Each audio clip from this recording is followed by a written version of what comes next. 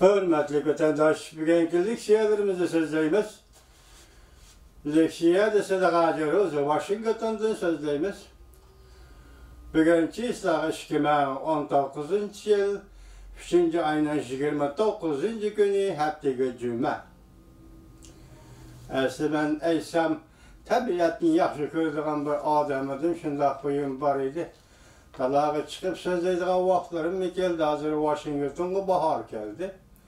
Biroq sama kameraga garang-gurung ovoz kirib, sizlarni bezavut qildim, shu uydan chiqmay so'zlaydigan bo'ldim. Hurmatli vatandoshlarım, men vaziyatni ikki qatimliq leksiyada 5'de muhokama shaklida bir ishki jumladan sizlarga topshirdim.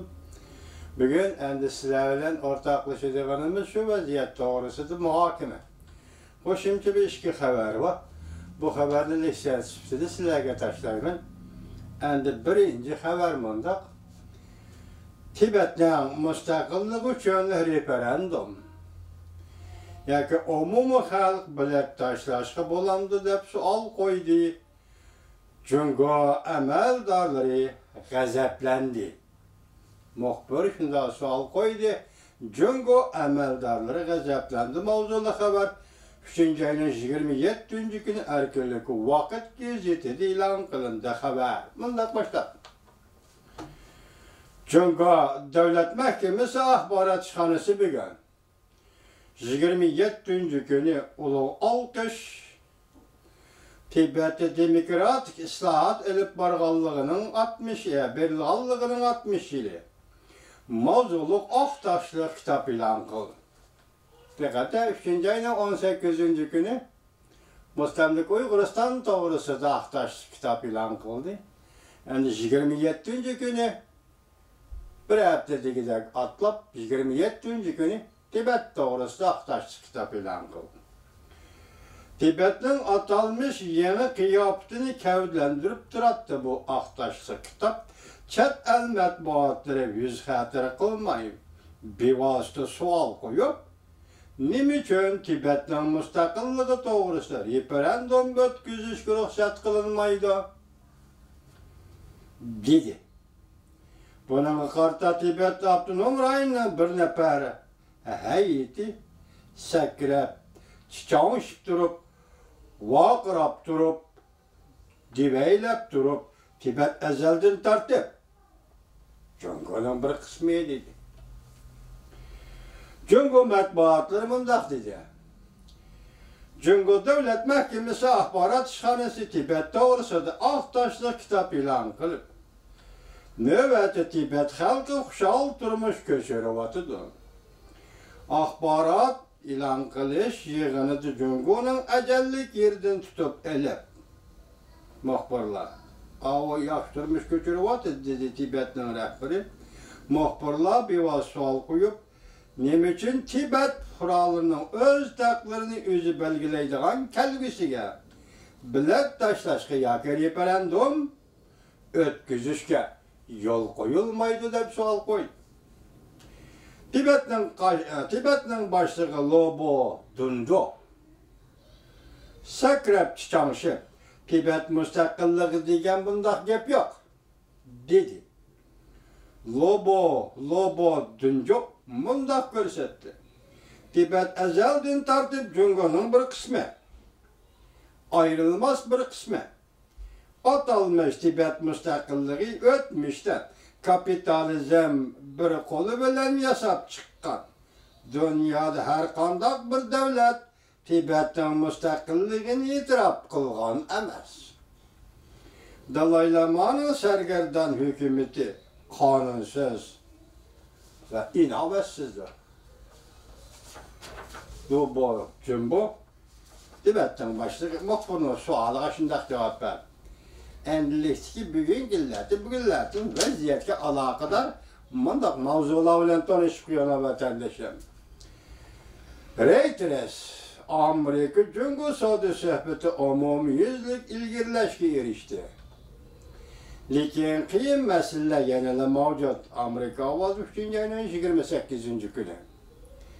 Ishkenja yana bir qatimli savdo suhbatida Jungo yana bir qatam zo'r darajada yo'l qo'ydi. Mavzulu xabar 3. ayının 28. günü Alma gazetede e'lon qilindi. 3. Govingoy Xitoy tahdidiga qarshi turish komitetining qarorishi. Biz o'tgan leksiyamizda so'zladik-ku. Xitoy tabiiyana tahdidiga qarshi turish komitetining qurilishi Jungo Kompartiyasi halok bo'lishdan başlanışıdır. Dedi 3. ayının 26. günü YouTube. 4. Amerika Jungo söhbetinin yönelişi de ciddi özgürlük yüz verdi. Prezident Trump'ın danışmanları Jungo'ya kasten kendine söylevatıdı dedi. 3. ayının 28. günü Dovit orbiti. 5. Xi Jinping 3. ayının 27. günü yeni film, yeni özgür oldu. Amerika başına düşermeydiğen oldu. Jungo mürasselleşmeydiğen oldu. Soli gelişimi imzalanışın atayın. Xi Jinping'in yeni filmi 3. ayının 27. günü YouTube. Bu haber, başka haberini gördünüz, soğuda söhbeti de ilgilileş buluvatıdı dedi. Şundakma endeki bu haberini gördünüz. Nime dilivatıdı bu haberde? Soğuda söhbeti de ilgilileş bulmadı, Jungo yeni oldu. Soğuda gelişiminin imzalanışına tayin. Ondan кейін ben yani iki haber gördüm. Endi ma haberge karısak mındak yaptım ana. Görün elimdeydi. Amerika Maliye Ministeri Jungo bilen kuruluş karakterlik söhbet edip berivatımız dedi. Mavzulu haber 3. ayının 29. günü Amerika Avazının Xitoy Tili programını e'lon qilindi. Haber mındak başladı. Amerika Maliye Ministerligi Ministeri Munich'in haftanın 5. günü mındak ko'rsatdi. Beijing'de Jungo taraf amaldarları bilen kuruluş karakterlik söhbet ötküzüvatımız. Amerika Jungo iki devlet 8. katımlık sodu söhbetini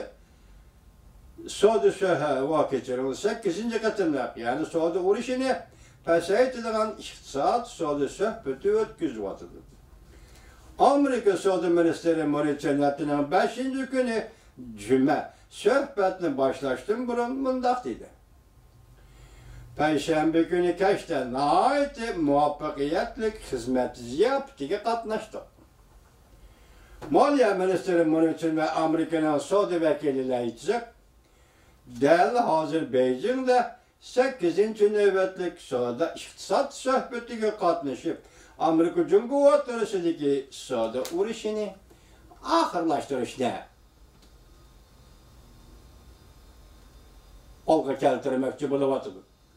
Jungo Soda Ministerligining bayonotchisi Gaupin muxbirning Amerika bilan Jungo kelishim imzolaydigan vaqt yetib keldimi deb qo'ygan savoliga bunday javob berdi. Jungoning muavin vaziri Liuxi Amerika Soda Vakillar Uyumining boshlig'iga aytdi.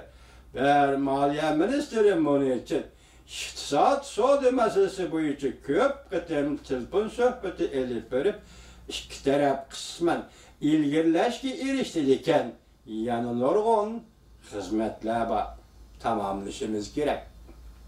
Lekin bayonotchi konkret detallarni oshkorlashni xohlamadi.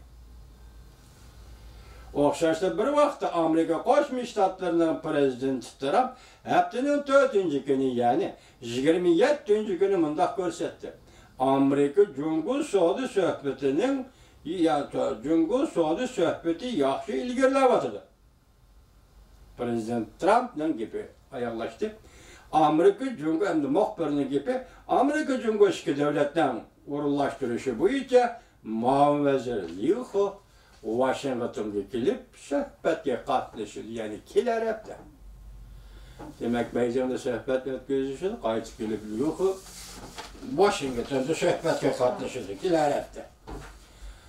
Vaziyat mana shunday hurmatli vatandosh, endi soda suhbatiga aloqador mazmunlarni sizlarga tunishtirdik. Shunday yaqinda tuyuqsizlar Brati muxbirning o'tirg'i chiqib, Tibetning axborot e'lon qilishig'ida savol qo'yib, Tibet'te nima uchun referendum, yani umumiy xalq bilan tashlash o'tkazilmaydi. Bu qonun Xitoyning asosiy qonunida yo'q. Mesela milletlerin öz takdirini üzü belgeleş yoki siyasi tanlash hukukunu ishga oshirish uchun milletlerge Tibetdek, Uyg'urdek milletlerge Cumhuriyet Halk Cumhuriyeti'nin asası kanunu bunda hukuk vermiyor. Bırak Cumhuriyet Halk Cumhuriyeti bu hükümet hazır bir devlet, bir hükümet Birleşken Devletler Teşkilatı'na a'zo devlet. Şundaqla Birleşken Devletler Teşkilatı'nın 5 devletin teşkil tapkan Bexatarlik Komiteti'ne a'zo devlet. Görene? Sen Birleşken Devletler Teşkilatı'na a'zo bulup turuqluq, asası kanunun ahırıga meselen musafirlarga siyasi panahlıq beriş, milletlerin öz takdirini özü belgileş hukuk beriş, bu hukukda halısı olan bir yol. Yani siyasi tanlash, referendum siyasi tanlash arqılıq ishga oshirilgan bir qonunni kirgizilmaganda senin endi nemi deymiz qarapayım til bilan aytsaq erkakchiligingda asar yo'q degan gap bo'ladi da vatandosh. Muxbir tuyuqsiz bu savolni qo'ydi, junga gangrab qoldi. Tibetning boshchilari gangrab qoldi. Tegadi o. Talashda chiqma, nima o terrorist 3 xil kuch, nima o asabiy 5 xil kuch deb avara bo'lib bir millatni butun sir olib turmalarni yasab nazar band qilib nima avarchilik bu?